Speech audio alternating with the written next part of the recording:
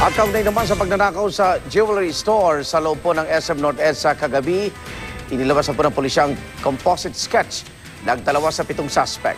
Pinag-aaralan na rin ang mga kuha sa kanila ng mga CCTV. Saksi si June Veneracion.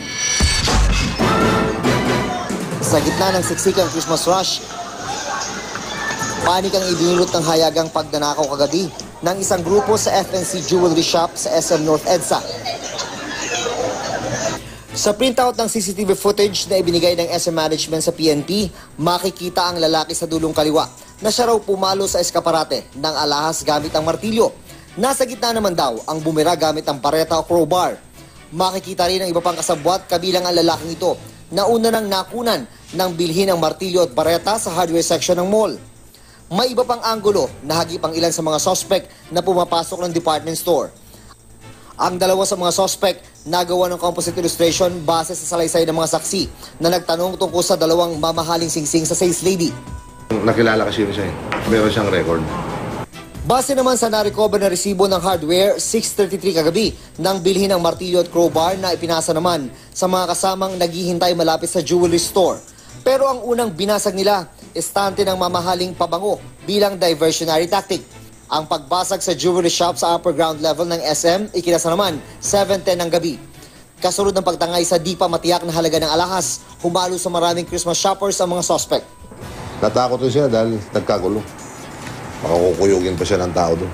Kaiba yan sa pagsalakay sa branch ng FNC Jewelry rin sa SM Mega Mall itong Enero, na bagamat ikinasa habang weekend din at halos kaparehong oras, ay ginamitan naman ng mga baril.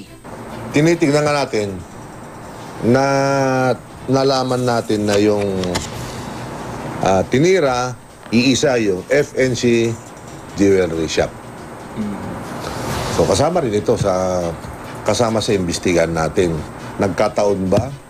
Kasunod niyan, pinag-aralan ng paglalagay ng mga patakaran laban sa pagbili ng martilyo, yabi tubo at iba pang tools sa loob ng mga mall. Lalo't marami ng pag-atake ang martilyo gang bago pa yan. Hindi lang sa ibang branch ng SM, kundi sa iba pang mall tulad ng Metro Point Shopping Mall sa Pasay. Pero hindi pala gumulong ang mungkahin noon ng pulisya na dalhin muna sa labas ng mall ang mga ganyang items at kunin na lang ng mga bumili pagpauwi na sila. Kaya binuhay muli ang suhestyon na yan. Kinwestiyon din ng pulisya kung bakit tinigilan ang pagpasok ng 2 nagpakilala nilang tauhan na nakasibilyan na nasaksihan ko kagabi. Hindi lang mga pulis ang agad nagdatingan kasunod ng pagnanakaw kagabi, kundi pati sina Pangulong Ninoy Aquino at Interior Secretary Mar Rojas. Sinagot ng kalihim ang punang agad daw niyang pagdating doon. Mas mabuti na binatikos na pinuntahan ng Pangulo at yours truly yung insidente kaysa ang batikos naman ay hindi nila napuntahan. Diba? 2 lang yan. So, okay na rin na kung batikusin kami na pumunta kami kung saan may insidente na kung saan nalagay sa peligro yung ating mga kababayan. June Veneracion ang inyong saksi.